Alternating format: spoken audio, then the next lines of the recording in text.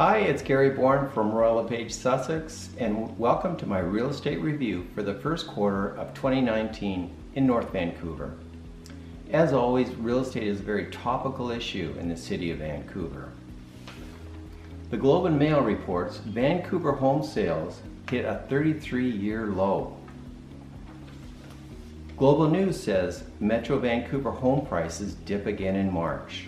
Sales at a historic low. The Real Estate Board reports that prospective home buyers are remaining on the sidelines.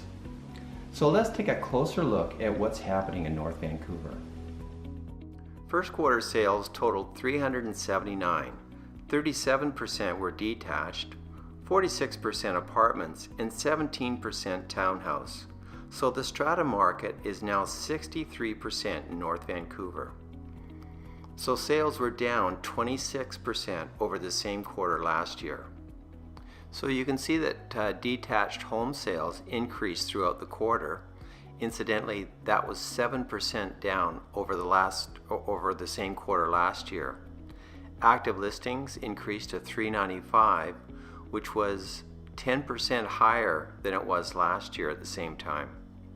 And months of inventory refers to the length of time it would take to sell the current number of homes for sale at the current pace of sales.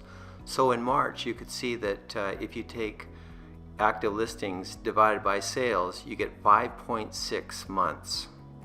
And housing price shows that it was pretty stable around 1.5. Condo sales also increased dramatically in the last month of March. It was 38% lower for the same period last year. Active listings also went up a great deal. In fact, they were 140% higher than March of last year. And months of inventory went down dramatically, down to 4.8 months of inventory. That compares to 1.2 in March of last year. And housing price, we ended March at 567, pretty consistent. Townhouse sales increased quite dramatically in February and stayed pretty much on par in March. Overall, we are 69% lower this year over last quarter. Active listings went up to 121, which was 105% higher than it was same period last year. And months of inventory went all the way down to 5.8 months.